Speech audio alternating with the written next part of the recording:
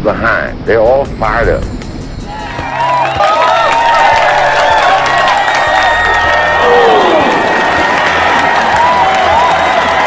What we got to do? First place, our defense has got to go out there and take the ball.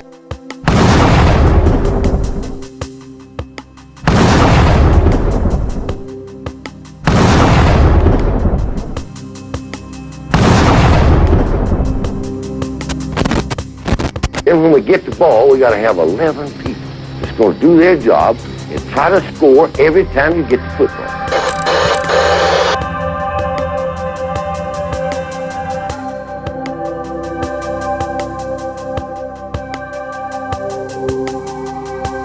If we do that, we'll be all right. That will be all right.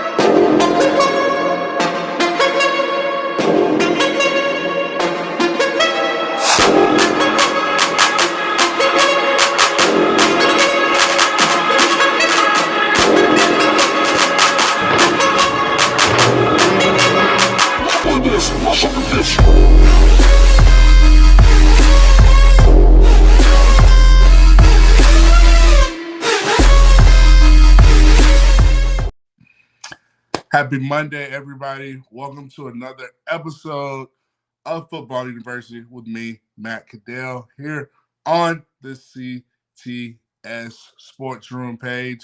Like I always say, this is where we talk anything, everything football related. And yes, we find a way to bring it back to the University of Alabama Crimson Tide. So thanks for joining me. I got a lot I want to talk about today. We're going to shouts out to the comment section, the student section. Shouts out to Mr. Lucian, great brother of mine on the Bama Standard. Listen, we got a whole slate of topics to get to.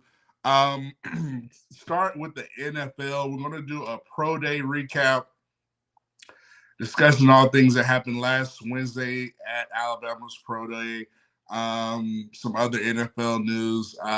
We'll discuss big transfer portal news. Obviously, Caden Proctor coming back to Alabama, and get into Alabama starting back practice with some spring training. And we'll take your comments as usual and roll with the show. So, yeah, tell somebody to join the show. But I want to get started. I want to discuss, kind of dive right into the show regarding Alabama's pro day from last week. Last Wednesday, actually, in Tuscaloosa, we knew some players were going to I knew the guys who performed at the Combine, players like Terry Arnold wanted to improve their 40 time. I think him for sure.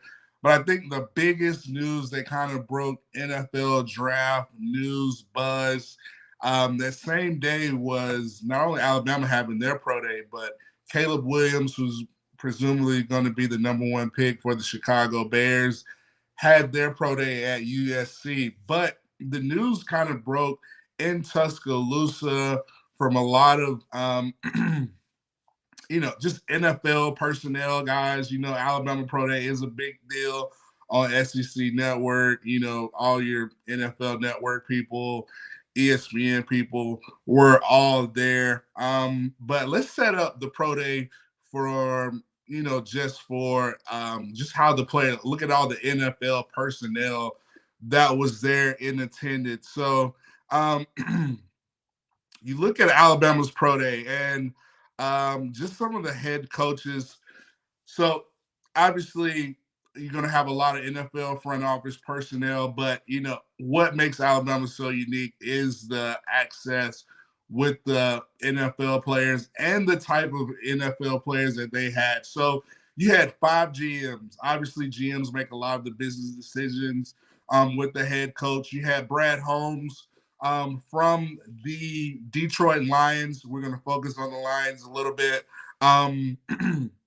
Omar Khan from the Pittsburgh Steelers, um, the Buffalo Bills, GM, Tennessee Titans, GM, and the Packers GM. So you had 5 GMs as well as 5 NFL head coaches.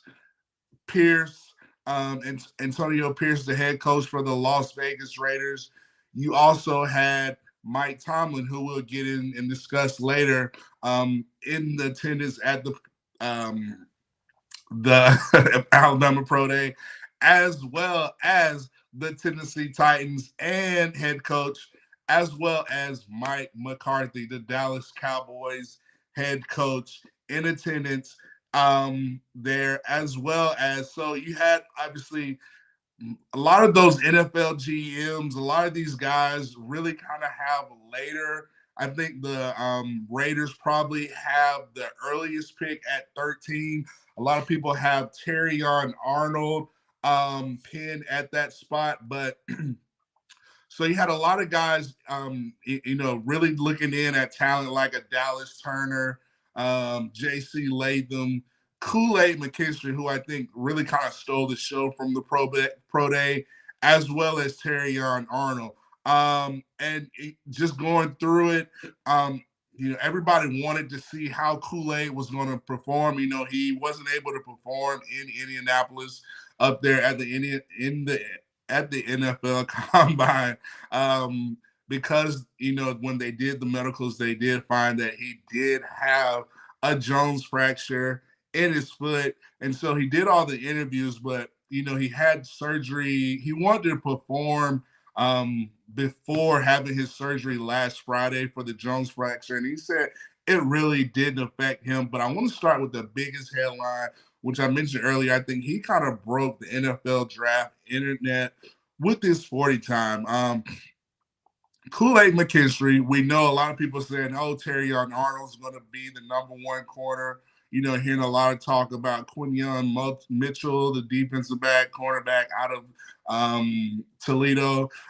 He's really good, but, hearing Nate Wiggins smoke, the DB from Clemson, who ran like a 4.2, and all these guys. And I think a lot of people are overlooking Kool-Aid McKinstry, in my opinion. I think Kool-Aid is neck and neck with Terrion Arnold. If you want a man-to-man coverage corner, Kool-Aid to me is the best in coming out this draft. If you want kind of a multi-purpose guy, can play inside, outside, do a lot of things like a Swiss Army knife in the secondary, especially outside, inside. That's where Terrion Arnold is to me #1 at that position. But Kool-Aid McKinstry, getting back to him, a lot of people were talking about other defensive backs, and Kool-Aid McKinstry ran his 40 time and ran a different times that I saw was 4.47, 4.41s, and I think that was very, very impressive from a lot of NFL personnel that really solidified himself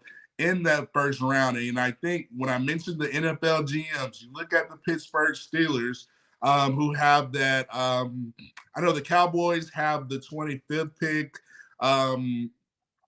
The Detroit Lions have the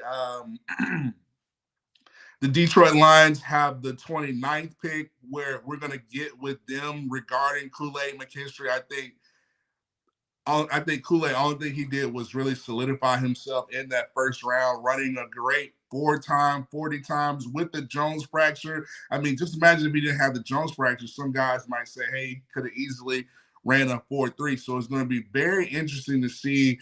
I think Kool-Aid did an amazing job in propelling his draft stock with the performance that he did on Pro Day in the 40 time, running the drills. I thought Dallas Turner didn't have to do anything. I think he just, did just maybe a few position drills, meeting with some more personnel guys. But Kool-Aid, I want to put a pin right there. Just how impressive that I thought he did. It was draft buzz about him. Tom Pelissero, NFL Network, Ian Rappaport. I mean, this was kind of the big story. Everybody was raving about Kool-Aid because I didn't understand the drop-off from a Terrion Arnold, in my opinion. So I'm going to take a pause right there and come back to this whole Kool-Aid and some interesting NFL news that kind of broke this past weekend. So let's go to Mr. Lushan. He says, who else besides Kool-Aid has been tested like him? I don't think anybody's been tested in regards to Kool-Aid. You know, kind of the challenges, you know, you get to you know, the NFL combine, you find out you have an injury that you're not opposed, you know, you're not aware of, and then you make the best of what's to come. And he did that while performing at his pro day. And I think that just shows you what type of player he is, what type of competitive character he is, what type of grit he has.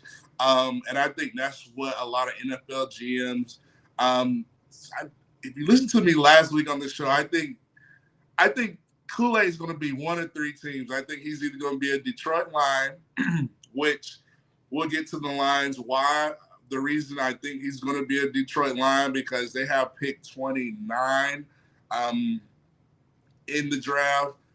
But I think Kool-Aid is going to either be a Detroit Lion, a Green Bay Packer, or a lot of people might be saying Philadelphia Eagles. I think, or maybe, a San Francisco 49er. You look at so let's just start with let's get to the comments first, and then I get to my whys and which teams why I think he will be there. So yeah, Lushan, I don't think anybody's been tested like him to know you go to Indianapolis and then you find out you have an injury, but then still have the mental toughness, the want to go out there and still interview and still compete, run and do all the drills, have an impressive 40 time. I think he fits perfectly for what the Lions want to do at Detroit with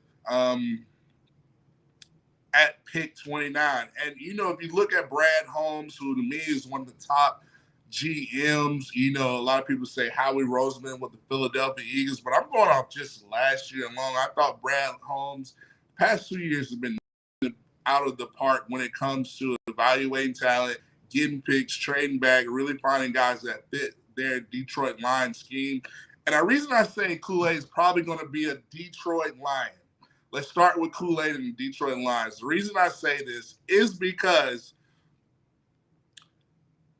the Detroit Lions lost their starting quarterback, defensive back, Cameron Sutton. They released him on, I believe, last Friday, and I think that's going to set up for teams like the Detroit Lions to possibly Brad Holmes, maybe trade up a couple spots, maybe trade with the Dallas Cowboys and get up to pick 24, kind of get in front of Green Bay, their, divisional rival. That's why I think, and they're going to try to get Kool-Aid. And that's why I think if you have a lot of teams looking to get on Kool-Aid, I think he fits perfectly to your point, Lushan. I do see him as a Detroit Lion. Brad Holmes loves Alabama players. Brian Branch, Jameson Williams, Jahmyr Gibbs, Kool-Aid McKinstry would be perfect for the Detroit Lions, what they like to do with that scheme. You look at the division, you have the Chicago Bears going with Caleb Williams. Look at the receivers. They got Keenan Allen, DJ Moore. So they're going to have to be competitive. You look at Justin Jefferson for the Minnesota Vikings. You look at what Jordan Love, that passing attack, what they like to do. So you're going to have a solid corner, solid secondary guy. And as we all saw, that's what Detroit was lacking, when they went up against in the NFC Championship in San Francisco, really having issues in the secondary, in the back end, in the second half. So I really do think Kool-Aid will be a Detroit Lion. My number 2 team, I think, at pick 25, the Green Bay Packers. I think that's a perfect fit. But I don't see Brad Holmes sitting on his rear end, and just letting Kool-Aid, letting Green Bay possibly getting to getting his hands on Kool-Aid instead of the Detroit Lions. That's why I wouldn't be surprised if Brad Holmes would trade up. He traded up for Jahmyr Gibbs. He traded up for Jameson Williams. He sat there and was able to grab. I think he traded up for Brian Branch last year. So he loves Alabama guys. Mike Tomlin talked about that kind of later. So that's the second team. So right now, I think Kool-Aid's perfect for. My biggest odds is for him to be a Detroit Lion. My second biggest odds for him to be a Green Bay Packer. Now, my third team, kind of in my tier 3 teams, you're looking at teams like the San Francisco 49ers. You're looking at teams like the Kansas City Chiefs. Now, breaking news yesterday, the Kansas City Chiefs traded L'Jarius Sneed to the Tennessee Titans. So now they're kind of in a hunt for DB. I don't know if they wait to at 32. I don't know if Kool-Aid's still there at 32. So that could be a possibility. That's why I'm putting the Chiefs coupled with, San Francisco 49ers. And I think another team that possibly Kool-Aid could be is in that kind of tier 3 is the Minnesota Vikings at 23 and possibly the Philadelphia Eagles at 22. So that's kind of my places. I really do think Kool-Aid is going to be a Detroit Lion or Green Bay Packer. I think those are the top 2 teams. And I think Terrion Arnold, they showed him at the Pro Day talking with Antonio Pierce, interacting with those guys. And I think he kind of has a good relationship with Antonio Pierce. I don't know if they're going to go quarterback. I think they're kind of set regarding quarterback. But, you never know what the Raiders might do. It could be interesting to see. But I do think Terrion Arnold will be a Las Vegas Raider. So let's pause right there and let's get to some of these comments in the comment section or the student section. Thank you all for joining in. He says Kool-Aid guarded the top receivers in the nation since he's been in college. I mean, like I said, a lot of people say Terrion, Kool-Aid. I think they're kind of the same quarterback. They have a lot of similarities, but I think they're 2 different quarterbacks. I think if you're looking for a defensive scheme that's just pure man-to-man corner, put them on the island, I'm guarding the best receiver that they have, kind of what Patrick Surtain does for the Denver Broncos. I think Kool-Aid is that type of cornerback, in my opinion. He guarded, to your point, Lushawn, he guarded Brian Thomas Jr., held him to a pretty decent game.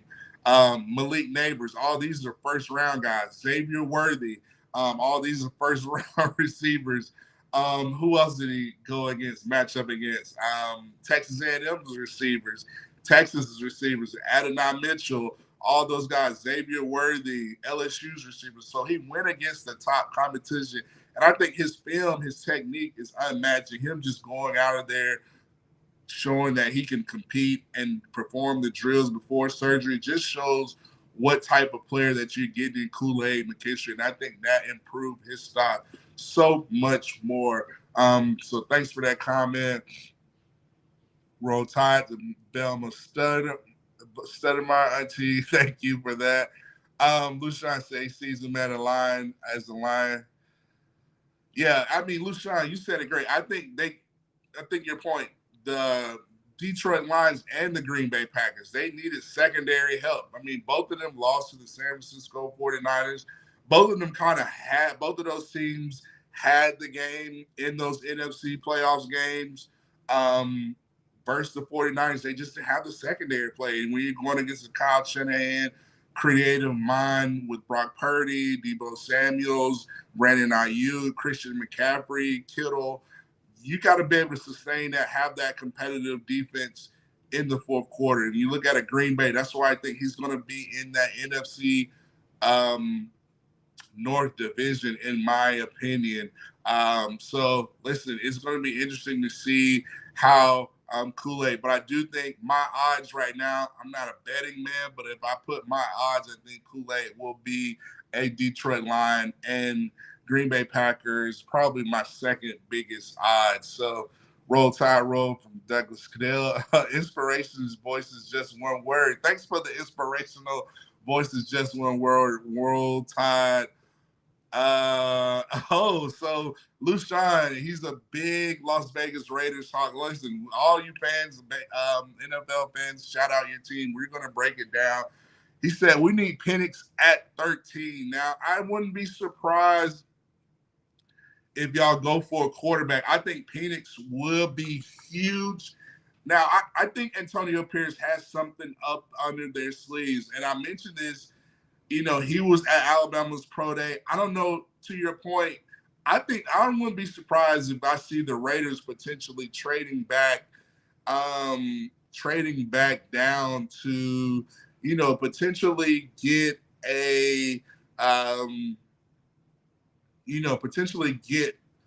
I think they can trade back down to maybe like 19, 20 and get more draft capital and then get a quarterback or maybe get Michael Penix. Me personally, let's discuss Michael Penix, big-time quarterback out of Washington. We know Kalen DeBoer, Ryan Grubb, all those guys. He had such a successful season, past 2 seasons. But I think, me personally, this is what we do here at Football University, discussing the draft, discussing quarterback draft. Me personally, let's just do Football University QB rankings. Now, my top 2 quarterbacks, you can put 1A or 1B, Jaden Daniels, Caleb Williams. I think Jaden Daniels is just as good as Caleb Williams. Now, a lot of people are going to say everybody's looking at the whole Patrick Mahomes. Now, Caleb Williams makes crazy plays, but Jaden Daniels is just as good in my opinion. I think they're the top 2 quarterbacks. Now, when you get past Daniels, Caleb Williams, sometimes I have Daniels over Williams. I look at the competition that Jaden Daniels went against in the SEC, going against Alabama's defense, going against, some of the top cornerbacks, how he posed such a threat to me, in my opinion, when we played him. I'm like, this guy is really, really good. Lewis says Daniels is better. I'm going to have to go. I think Jaden Daniels is better than Caleb Williams. I think he's more athletic. I think he's just, to me, a better, he puts the fear of God. I haven't had a quarterback with the fear of God in the Alabama defense in a long time. Last time I felt like that was when Alabama played Clemson in that national championship with Deshaun Watson, really just picking us apart. So, but yeah, so let's go back to the whole quarterback. So I got Daniels, Williams. I think they're my top 2 quarterbacks. But after that, you have Drake May. You have J.J. McCarthy, who I'm not as high on J.J. McCarthy. I think he's possibly another, I hate to say it, I think he's going to be another Zach Wilson type guy, in my opinion. I haven't watched enough film. Now, I've got a colleague of mine, he's so high on J.J. McCarthy, but for me, I don't know if I'm putting that much into a top 10 quarterback. Maybe late of the first round, maybe early second, maybe, but I just don't think, from what I see. So I have Daniels. These are my top 2 quarterbacks: Daniels, Williams, Drake May. I like Drake May. I think he's a solid quarterback. I think he's better than J.J. McCarthy. And after that, I have Michael Penix. I have Michael Penix ahead of J.J. McCarthy for me in my Football University rankings. And when you look at Michael Penix, listen, I think he would amazing fit would be for the Las Vegas Raiders. You look at that division. Obviously, Patrick Mahomes is in there. The Las Vegas Raiders do not have a quarterback. That's why I think maybe they possibly trade back. They got so much on the defensive end. Max Crosby. They could possibly get a cornerback. They definitely need as much secondary help as possible. But listen, I just think, if they can solidify that quarterback, that would be huge for me. But I just don't see, like I said, Football University QB rankings: Daniels, Williams, Drake May, Michael Penix. Then I'll put J.J. McCarthy. I know it's a lot of J.J. McCarthy buzz out there saying he could go top 10.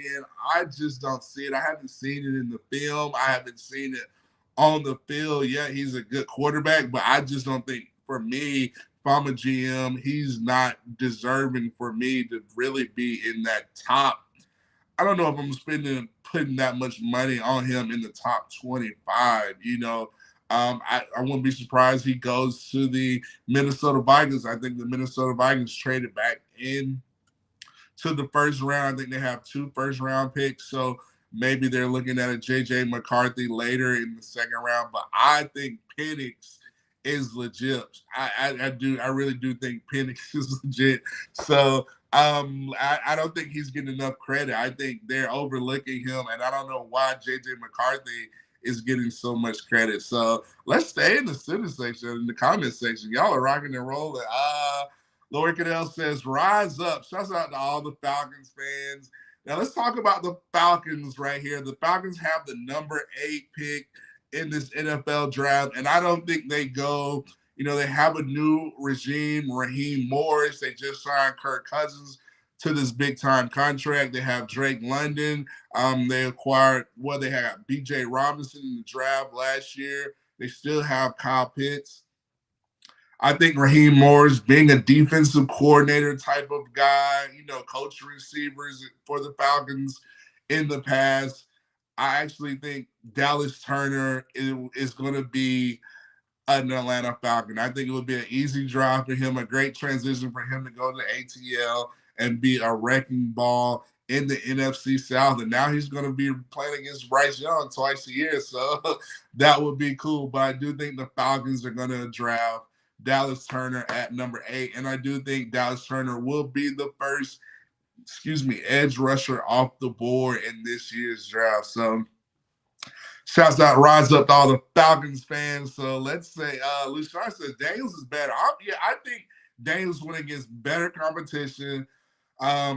He left, he left the ACC, he left the Pac-12 to come to the SEC, and the SEC West at that. And so, that's a lot of kudos to me. And the way he did, to me, Jay Daniels, he could run it, he could throw it, he could do it all. Like, Caleb Williams is good, but he doesn't put that much fear into me as a runner, as a Jay Daniels. Jay Daniels can do it all. So listen, Jay Daniels, to your point, I think he's a better quarterback. He went against better competition. Now, granted, he had Brian Thomas and Malik Neighbors, but listen, I just still think if you put Caleb Williams in LSU offense, does they still have that type of threat? In my opinion, I don't think so. I don't think you get the same versatility run threat as a Jaden Daniels put in Alabama. I saw him go against us in Tuscaloosa. He scored right off the bat. He scored right before halftime. Like, he could run it, pass it, thread the needle. He could do it all. So that's why I say Jaden Daniels is that guy at quarterback. I think him and Caleb Williams, I think they're just the top 2 quarterbacks in this draft, in my opinion. Just like the Lucian, he said Caleb Williams got stopped by Colorado. That is true. He got stopped by Colorado. And, maybe that's, I don't know, maybe that's Lincoln Riley not knowing what to do defensively. But listen, I don't know what Lincoln Riley's doing over there recruiting, but they had a big day recruiting yesterday. So we'll kind of discuss that. So Lucian, man, he's winning comment section, student section of the day. He says Caleb Williams got stopped by Colorado. He says, JJ reminds me of Josh Rosen. I can definitely see that. I don't know. I don't know. I don't even have a player comp for McCarthy. I think McCarthy is important. I don't think he's, Cam Newton said, I don't think he's a game changer. I think he's a game manager. I think the game changer quarterbacks in this draft, Daniels, Williams, I think Michael Penix has that too.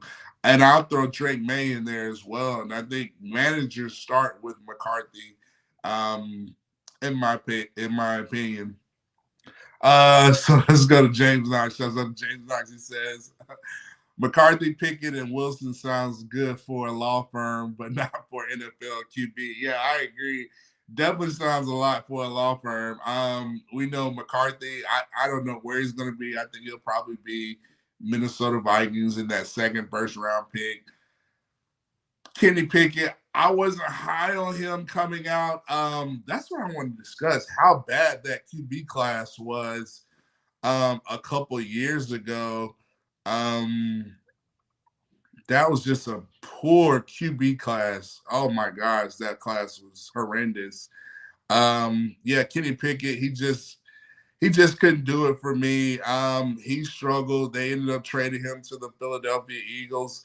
So it's pretty bad for him. And Russell Wilson kind of broke the internet, getting released by the Denver Broncos, and now he's with the Pittsburgh Steelers, which is interesting, but I wouldn't be surprised if Justin Fields beat him out. If I'm Justin Fields, I'm playing future all day in practice. Ooh, I know I probably shouldn't have said that, but it is what it is. But yeah, that draft class was horrendous with Kenny Pickett draft class. Oh my gosh. I think all of those quarterbacks got traded. They were just horrible. I think that was a 2022 NFL draft class. It was just pretty bad. So it was just really, really, really, really bad. It was just a bad draft class for quarterbacks. You have Malik Willis. He's no longer with the Titans. Kenny Pickett, no longer with the Steelers. Sam Howell, no longer with the Commanders. Desmond Ridder, no longer with the Falcons. Sorry, I guess they got mad. Matt Corral, no longer with the Panthers. It was just a bad Bailey Zappi. It was just Brock Purdy was the only person that was somewhat good. That's just because he went to a really good system in Kyle Shanahan. But that 2022 class was horrendous. So thanks for the comment, James Dox. So Lushawn says, Daniels Penix are the top two. Caleb Williams is a crybaby. Yeah, I mean, he was crying. He was going through a lot of emotion last year. Hopefully he's, ironed that out, to your point, Lushawn. But Daniels and Penix, man, listen, they're really good quarterbacks. So I really like those guys. To your point, Lushawn, shouts out to Nick Saban Jr. Be sure to follow him on his show, Nick Saban Jr. Sports Talk TV. He says, "What's good, Matt? What's good with you, Nick Saban Jr.?" Now, listen, Nick Saban Jr., I know you're a big Bucs fan, and we're just kind of covering NFL before we get into Alabama talk. I wouldn't be surprised if you're Tampa Bay Buccaneers. Maybe try to go Kool-Aid, but I don't think they'll go DB. I think they'll try to go with a edge rusher or something like that. So that's just my 2 cents regarding the Bucs. They have the 26th pick. I can definitely see them going maybe like a Chop Robinson from Penn State. I think they go edge rusher. I think Shaq Barrett is with he got traded to the Miami Dolphins in free agency. So I definitely see Tampa Bay trying to get Young in the edge rusher, get that position solidified. Oh, excuse me. So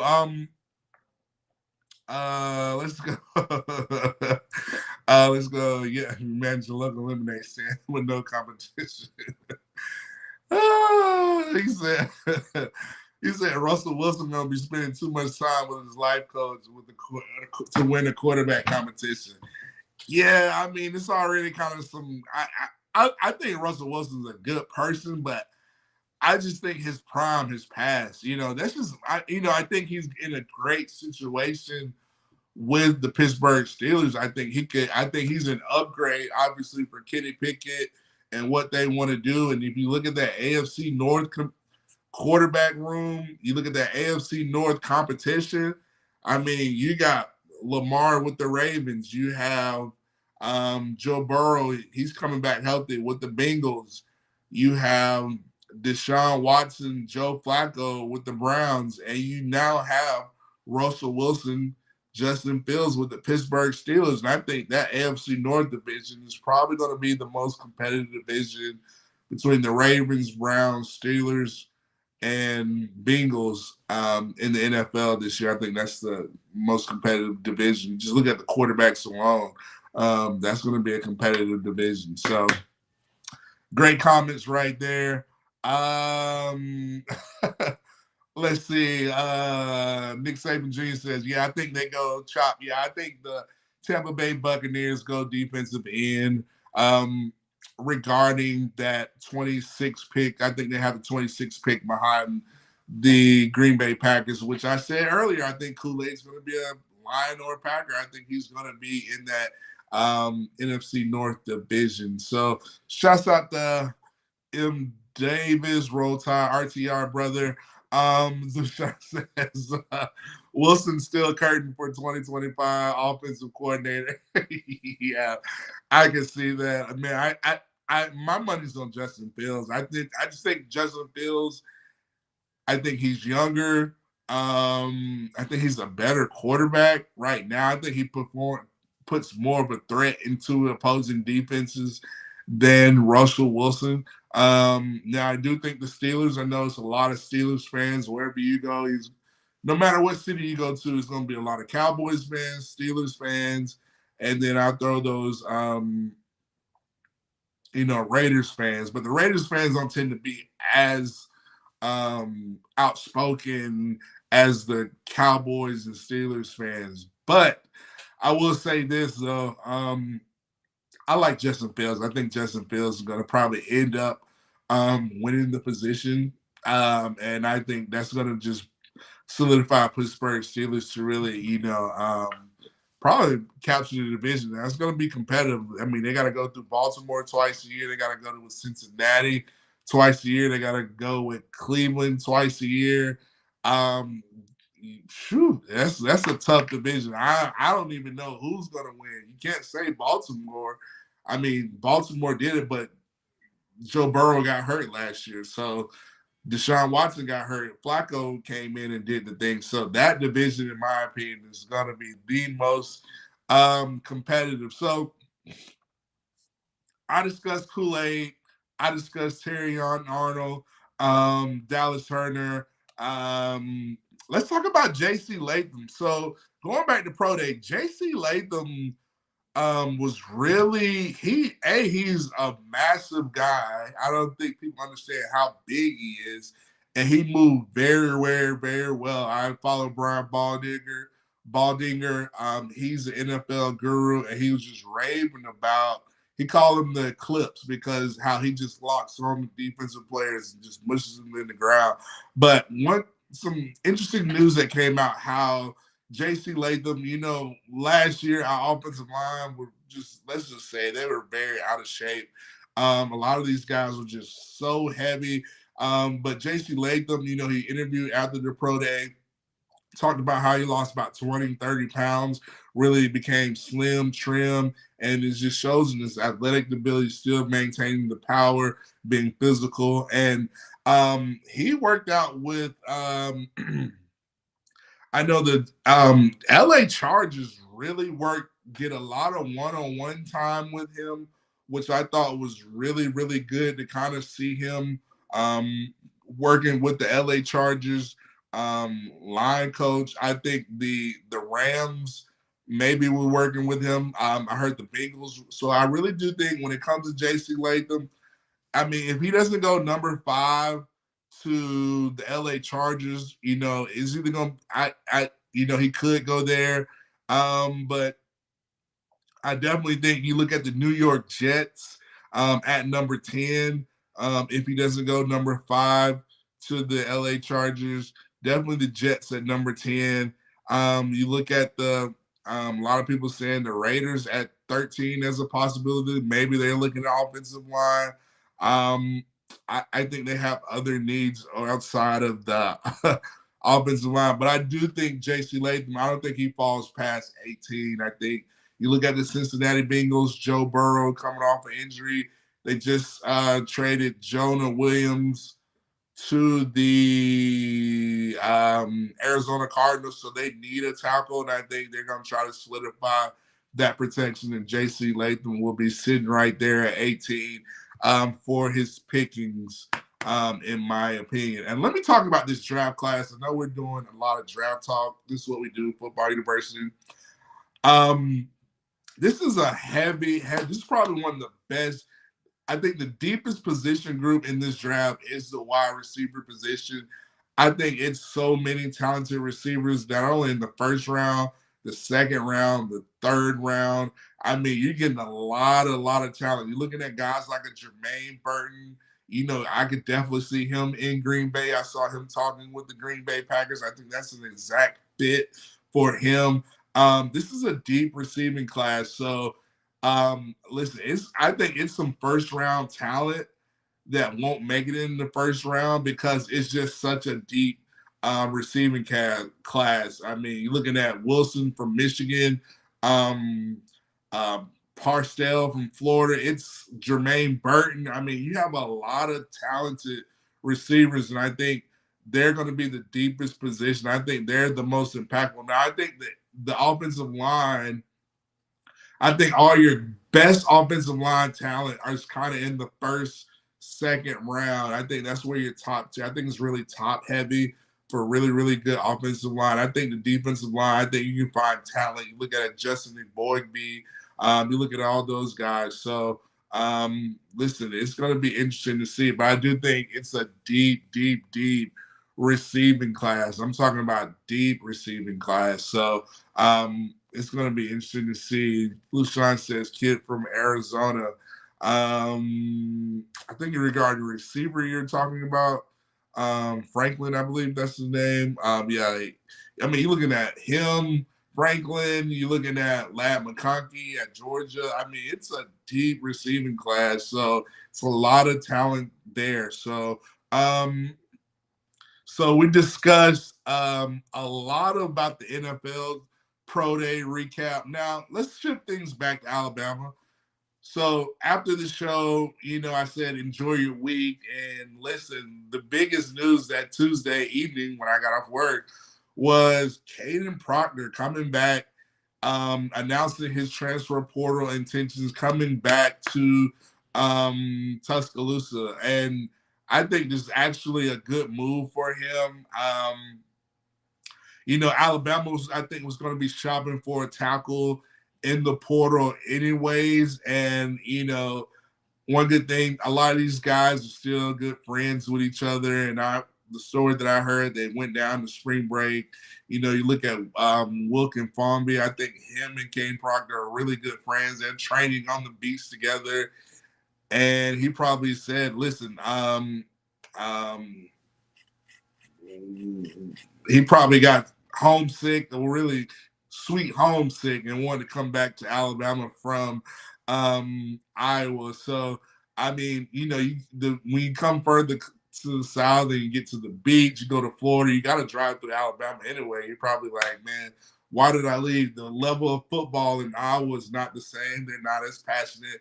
And he probably saw that playbook was probably, 3 pages long. And he's like, yeah, I'm good. And then you look at the development of offensive linemen in the NFL. I mean, you look at J.C. Latham. He's coming off the board in the first round. You know, Iowa, they produce good tight ends, offensive linemen, but it's like every other year or, you know, 2 years here, Skip, it's not as consistent as, you know, a predominantly great offensive line talent school like the University of Alabama. So, Caden Proctor's coming back. He's going to be coming back. I think he's going to, you know, he's going to have to compete, but I think, you know, they're going to work on his weight. They're going to work on his footwork. You look at Coach Cap, his energy, how he coaches the offensive line. You look at Wilkham Formby, Pritchard, Miles McVay working with Andre Smith at the Big Man Factory. over spring break, getting right with the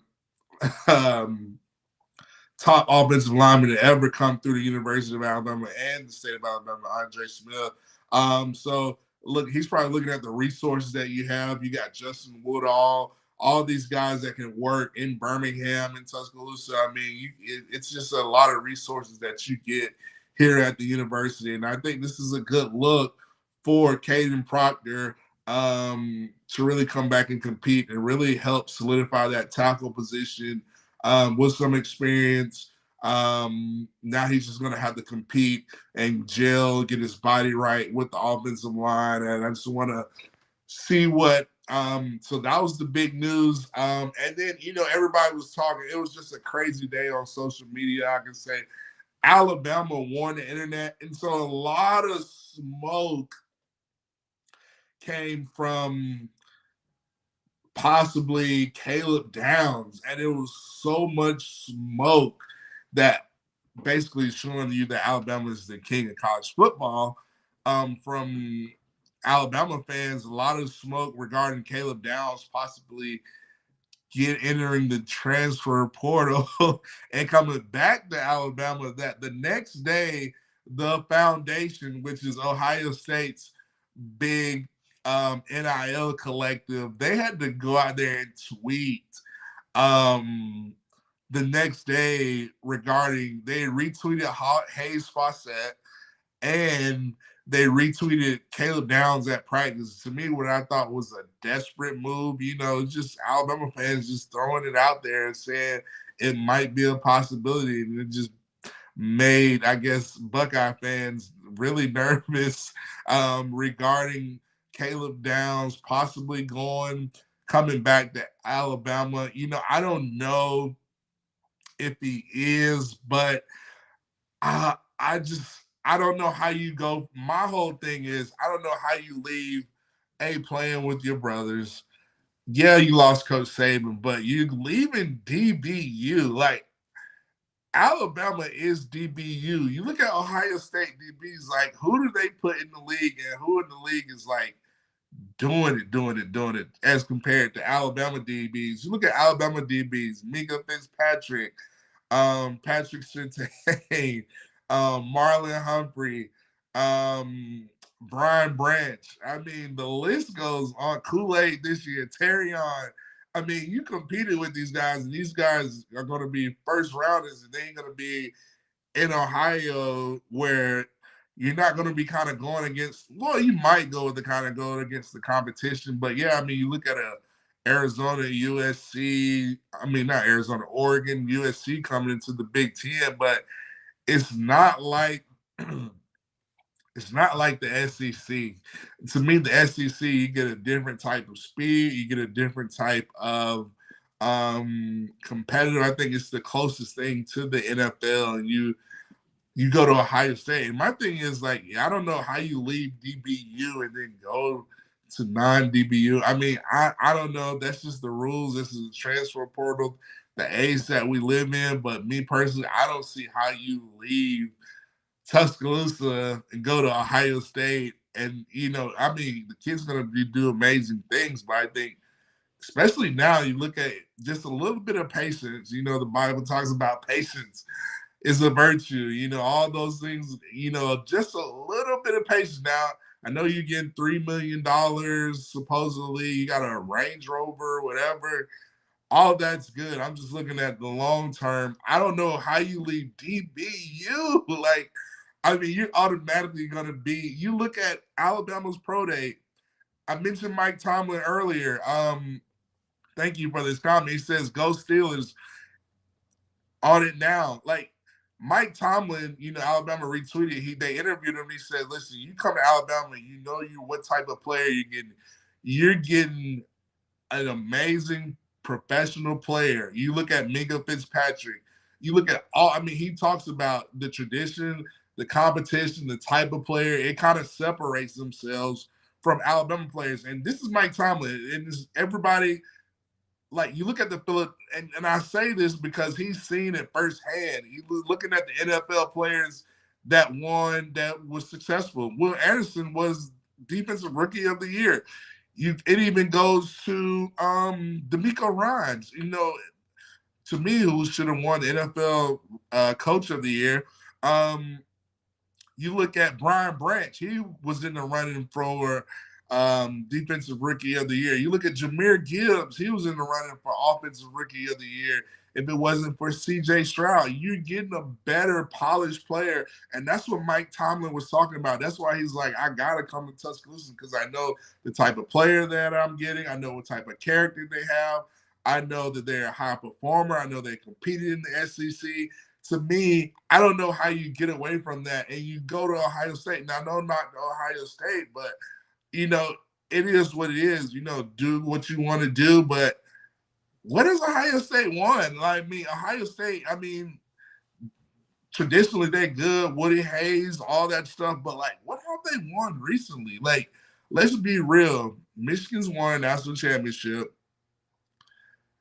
Ohio State, I think they put up the energy like they're such a big program, and they are a big program, but what have they won lately? How many national championships have they won since Urban Meyer left? Alabama's been in so many playoffs, championship games. Ryan Day only has one playoff win, so I get it, but I just think you're going to something where I think if you would have stayed patient, you would have had an even better situation. If you look at the 4-2-5 defense, it is what the NFL is running now. Womack is kind of ahead, and if you heard some things on T's take on the Bama Standard last week, Ryan Fowler on this show, and he said, listen, Saban's impressed with Kane Womack's defense. He actually said that's some of what they're trying to run at Alabama now, and Womack's defense is what they were trying to do at Alabama last year, So it's what you're going to get at the NFL. This is what you're going to get. You look at your safeties coach, Herschler, he I only got to say two names, Sauce Gardner. He developed Sauce Gardner and Kobe Bryant, who's the big-time safety for the Seattle Seahawks. He knows what he's doing, and now he's getting talent in Kane Womack's defense. You can play so many different – you can play Husky, you can play the safety, you can play strong. So many different – I think this is a great outing for – I just don't know why you leave DBU to go somewhere else. That's just a little rant about, the whole Caleb down smoke. Now, a lot of people, if you look at Buckeyes, they're like, oh, everything's good. But I think Ohio State had even regarding the collectives, all that money that they're spending, the Ohio State Buckeyes, they had a big transfer portal, I think today, from a guy named Mitchell. I don't know who it is going to be. But listen, that's just my take on it. I still think it was a lot of smoke after the whole Proctor news. A lot of people were saying, oh, Caleb Downs is probably going to be next. But I think that probably died down. It's going to be interesting to see how the spring training portal window is going to affect a lot of teams. I think Josh Pate has already kind of put out some cryptic information saying that's nothing. You think Caden Proctor's big news. Wait till you hear about what's going to happen in the spring transfer portal window. So, listen, I think maybe Caleb Downs comes back. You never know. You never know how things might work. But it's just the day and age that we live in where kids can transfer left and right and get as much money, take the money, and leave. It's just what it is. So, let's go to student section. Let's try to say it. It's dumb. It is. I don't understand. He says sucks in the women. Oh man, he just roasted Ohio. He said no seafood whatsoever. Yeah, Jim Harbaugh's still taking shots at Ryan Day. He's in the NFL. It just shows you that he does not like Ryan Day. I think, me personally, I think Ryan Day is going to be over his head. I don't think he's going to win a national championship. I think he'll win the Big Ten, but is that going to be enough? You already lost Tony Alford, your running backs coach, to your arch rival in Michigan, with Sherman Moore to be the running backs coach. And right now, you're still trying to look for and running backs coach, and you have just continued to get I don't think he knows how to identify a good coach without looking at coaches on other big time programs. Like, I think obviously Gillespie turned him down. I think Curtis Looper turned him down. I think South Carolina's running backs coach turned him down.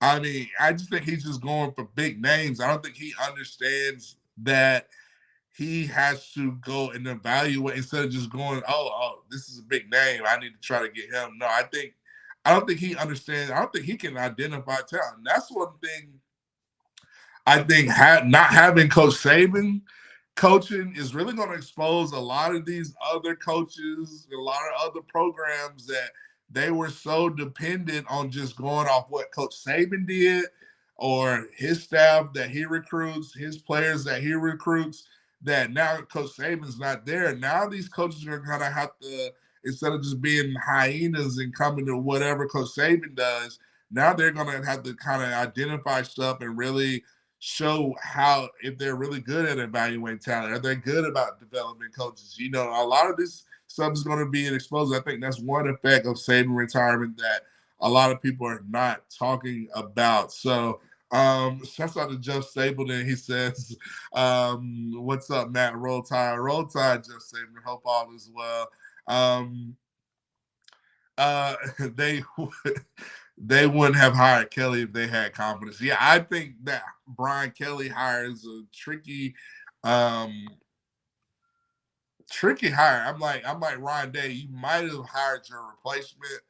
I mean, personally, I think Mike Vrabel, the former Tennessee Titans coach, is going to be the head coach next year for the Buckeyes. That's just my take. I mean, say you heard it here first at Football University, because that's what I do. But speaking about Ohio State, let's talk about this Ohio State. So I mentioned Caden Proctor, but that same day, earlier that day, Ryan Day was kind of taking some shots at Milroe a little bit regarding, I think they questioned him about, hey, have you noticed anything regarding snaps with Seth McLaughlin up there in Columbus, Ohio? And Ryan Day basically said, no, I don't think it was an issue. I think it was an issue with the cadence and things like that. And I think that was some shots fired at Jalen Milroe, because a lot of the snaps, I don't think it had anything to do with cadence. They're going on the clap. I mean, hey, if it's bad cadence, you still need to get the ball in the air. 9 times out of 10, Jalen Milroe was having to bend over at his ankles, and he needed a baseball glove to catch the ground hop. I mean, it was so bad snaps. So I think, to me, Ryan Day kind of fueled the fire for this Ohio State, Alabama, and then the whole Caleb Downs going to Ohio State smoke. I think this is just building up to, if Alabama and Ohio State plays in the playoff, this game will feed so many families. I think this is the ultimate game that I want to see Alabama play Ohio State. I actually want to see Alabama go against Caleb Downs. Like, I think that would be a great game. Kalen DeBoer, this new regime about Bama players, Justice Haynes going against one of his good friends, Kendrick Law going at Caleb Downs, like, and this defense. Like, I think that game would feed so many families. I think that would be the biggest game to me. If I could have a national championship matchup, it would be Ohio State, Alabama. It doesn't get any better than that. Let me get you all thoughts about this whole Ohio State noise. He says OSU would have got Kelly so they can Day and not lose the program. Yeah, I think Ryan Day hired his replacement, and I think Mike Vrabel is going to end up getting the job offer, in my opinion, for Ryan Day. If Ryan Day doesn't win that championship, I think he's going to be gone. I just think they invested so much money, especially with NIL and the foundation and collectives. They spent so much money on all these recruits and all these players, and if they don't win the Natty, I think he's out of there. Now I wouldn't be surprised Mike Vrabel's the next coach. He says, I think Caleb Downs needs more development. You can see in his immaturity in the way he plays in Ohio already. problems was set that center. Yeah, I think speaking of Ryan Day, he's got a lot to manage. You spending all this money on players to bring in. You still got to. One thing about it, your great teams, you have to have camaraderie. You have to have unselfishness. You got to have a lot of leaders. You got to have a lot of continuity. I don't know how you're going to get there with a guy making this much money, a guy not making this much money, a guy driving a Ford Taurus, guy driving a Range Rover. Like, how do you process that? Like, and then if guys are getting so much money, do they still have the incentive to go out there? Oh, I'm going to be the best player. I'm going to I'm going to go all out for my brother, for my team. I don't think you get that when you're just writing checks for all these teams. We saw this case in point, Texas A&M. I mean, you look at what Texas A&M and OSU, they're going to have to start playing Oregon, USC, all these teams. So the road doesn't get easier for them. He says, I don't think Day had a Heisman winning quarterback. I don't think so. His closest was Bills, maybe, in my opinion. Yeah, I mean, he's got to beat Michigan. I think, like I said, I think, LeSean, you're talking about Alabama, Michigan playing. I think with all the smoke and all the stuff with the whole Caleb Downs, Alabama, I think that matchup would be the premier matchup. If I could pick a national championship, it would be Alabama, Ohio State. Ryan Day taking shots at Milroe. Kalen DeBoer addressing and saying, listen, I don't think it was the cadence. He's kind of rebuffing those shots back at Ryan Day. So I think this game would feed families. Just able to says Ryan Day needs to shut his mouth every time he gets to the playoffs. He chokes. I mean, that is true.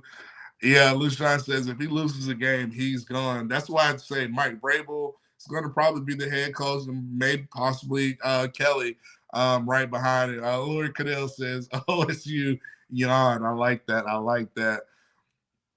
LeSean says Ohio State DB still recovering from that cooking Smitty gave them 4 years ago. I mean, let's be real. And now you think Ohio State defense want to see our offense? Shoot, it could be scary hours for Alabama. Listen, it's going to be interesting to see.